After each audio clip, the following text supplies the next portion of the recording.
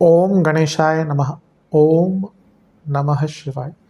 मैं निखिल ज्योतिष आचार्य आप सभी का मेरे चैनल पर पुनः स्वागत करता हूं। आशा करता हूं कि आप सभी स्वस्थ होंगे। महादेव की कृपा आप सभी पर सदैव बनी रहे। ये वीडियो मकर यानी कि कैप्रिकॉर्न के लिए बहुत विशेष है, क्योंकि वीडियो है 23 से 29 जून 2025 के साप्ताहिक राशिफल के बारे में। कैसा रहेगा आने वाला सप्ताह मकर के लिए, कैप्रिकॉर्न के लिए। जो मेरा साप्ताहिक राशिफल होता है वो प्रमुखतः चंद्रमा और उनकी गति पर आधारित होता है। चंद्रमा एक ऐसे विशेष ग्रह हैं जो बहुत तेज गति से भागते हैं और करीबन 2.25 से 2.5 दिन में राशि बदल लेते हैं। तो स्वाभाविक है कि पूरा हफ्ता जो कि 7 दिन का होता है उसमें चंद्रमा कई बार राशि बदलेंगे। मन के कारक है और उनकी विशेषता ये भी है कि वे जिस भाव में जाते हैं उसको एक्टिवेट कर देते हैं।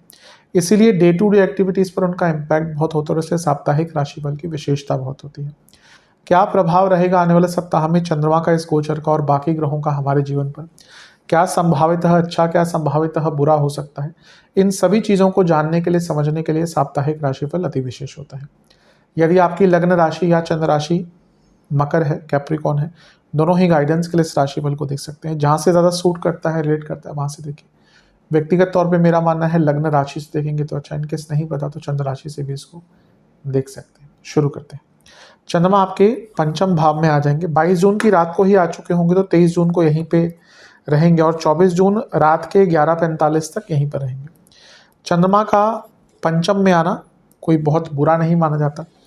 केंद्र के स्वामी है, त्रिकोण में बैठे हैं, राजयोग बना रहे हैं, लक्ष्मी स्थान में आकर उच्च के हो गए, ये और भी अच्छा है। और उच्च के चंद्रमा आपके लाभ स्थान को देख रहे हैं और वो किससे दृष्ट हैं? वो आपके शनिदेव से दृष्ट हैं, जो आपके लग्नेश तो हैं ही लेकिन धनेश भी हैं। तो कॉम्बिनेशन देखिए, सप्तम, लक्ष्मी भाव, धन स्थान, लाभ स्थान। तो ये अपने आप में दिखा रहा है कि पैसा बहुत आएगा। और क्योंकि चतुर्थे और सप्तमेश हैं चंद्रमा, तो जो लोग बिजनेस करते हैं उनको बहुत ही बड़ा कोई यहाँ पर लाभ प्राप्त हो सकता है। तो बहुत अच्छी चीज़ है। चंद्रमा उच्च की अवस्था के हैं, पंचम भाव में है, तो क्रिएटिविटी भी बहुत रहेगी, बहुत नए नए आइडियाज़ भी आपको आएंगे और एक प्रकार से ये बहुत शुभ समय दिख रहा है। स्टूडेंट्स के लिए भी अच्छा है और विचार बहुत खुले हो जाते हैं। बस एक ही चीज़ है कि शनि का प्रभाव भी है, तो ये विष दोष है। अब क्योंकि शनि लग्नेश है तो उतना बुरा प्रभाव नहीं देते जितना बाकी लग्नों के लिए देंगे, लेकिन फिर भी शनि का एक नैसर्गिक तत्व तो है ही। वाणी पर बहुत कंट्रोल कीजिएगा और नेगेटिव सोच से बचिएगा, क्योंकि यहाँ पे क्या ना, टाइम बहुत अच्छा है, लेकिन एक अगर नेगेटिव सोच आई तो फिर वो जो पूरा अच्छा एक माहौल बना हुआ है, अच्छा समय है, अच्छी परिस्थितियाँ हैं, वो खराब हो जाएंगी। जहाँ तक नवांश कुंडली की बात है, वही मैंने जो अभी कहा, नेगेटिव सोच से दूर रहिएगा, नेगेटिव लोगों से दूर रहिएगा। दशांश कुंडली, अपने काम से काम रखिएगा, किसी के काम में दखलंदाजी नहीं, अपने काम में किसी की दखलंदाजी नहीं बर्दाश्त कीजिएगा। बिजनेस के हिसाब से, बिजनेस की कई ऐसी चीज़ें हैं जो शायद सबको नहीं पता होनी चाहिए। ऐसा लग रहा है कि आपके बिजनेस के ट्रेड सीक्रेट्स बाहर जा रहे हैं, इस पर ध्यान दीजिए। लव लाइफ की जहाँ तक बात है, बहुत टॉक्सिसिटी दिख रही है इस टाइम पर, और वो भी फालतू की।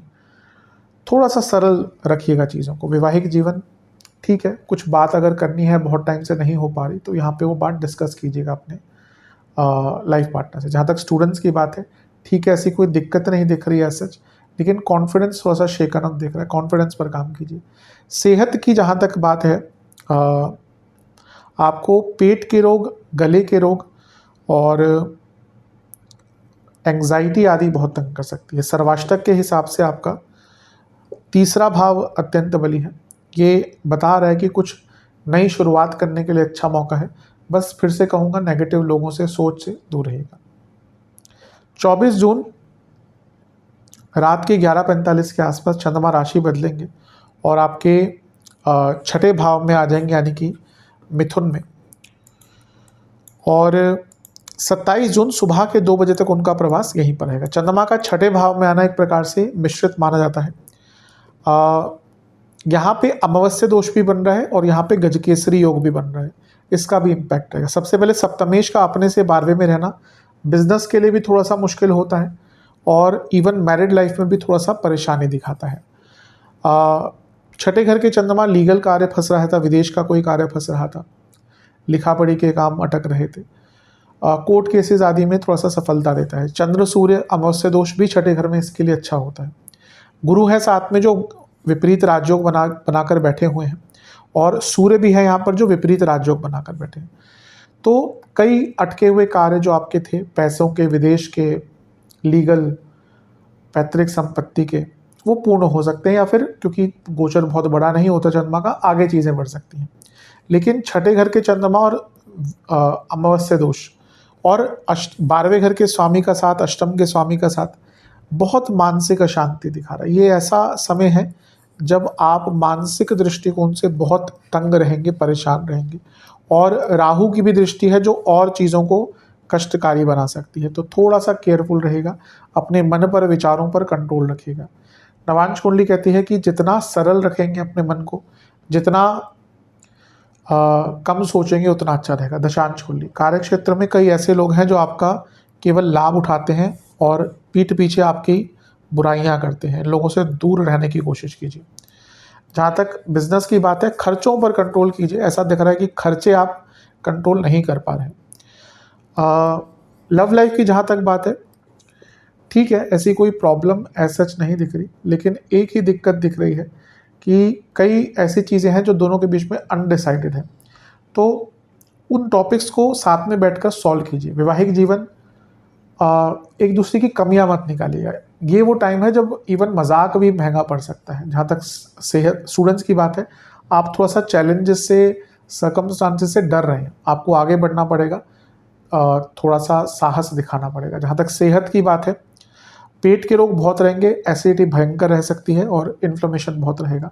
सर्वाष्टक में आपका चौथा भाव अत्यंत बली है। ये बता रहा है कि अपने मानसिक सेहत पर ध्यान दीजिएगा, अपने घर की सेहत पर, यानी कि पर्सनल लाइफ पर, इमोशनल लाइफ पर, घर की परिस्थितियां और मूड पर ध्यान दीजिए, क्योंकि यहाँ पे ऐसा लग रहा है कि बहुत संवेदनशीलता हर जगह पर रहेगी। 27 जून सुबह के 2 बजे के आसपास चंद्रमा राशि बदलकर आपके सप्तम भाव में आ जाएंगे, यानी कि कर्क में, और सप्ताह के अंत तक यहीं पर रहेंगे। चंद्रमा का सप्तम में आना न्यूट्रल माना जाता है, क्योंकि सप्तमेश है तो ये राजयोग बनता है। यहाँ पे वो बुध के साथ हैं, तो एक केंद्र का स्वामी, एक त्रिकोण का स्वामी साथ में राजयोग बना रहे हैं। लेकिन यही जो बुध है वो छठे घर के स्वामी भी हैं। चंद्रमा बुध साथ में कन्फ्यूजन क्रिएट करते हैं, और क्योंकि ये सारे ही ग्रह मिलकर लग्न भाव को देखेंगे, दोनों ही ग्रह मिलकर लग्न भाव को देखेंगे, तो यहाँ पे यही दिख रहा है कि कन्फ्यूजन की स्थिति रहेगी।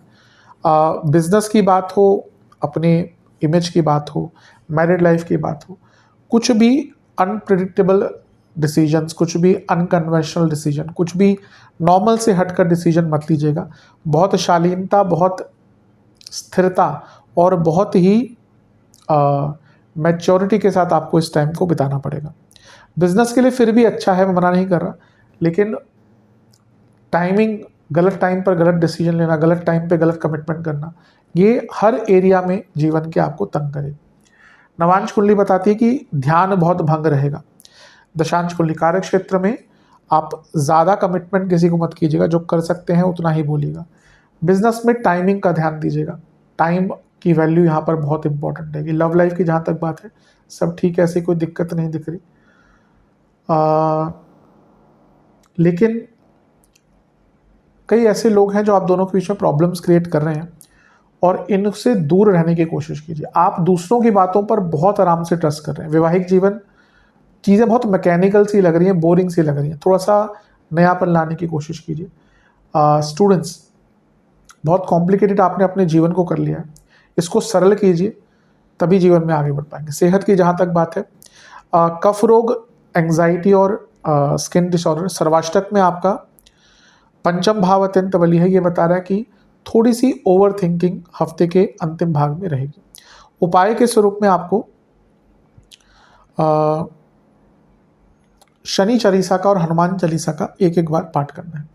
आशा करता हूँ कि वीडियो काम आएगी। चैनल पर नए हैं, सब्सक्राइब कीजिए, वीडियो को लाइक कीजिए। मिलता हूँ अगली वीडियो में, तब तक के लिए ओम नमः शिवाय।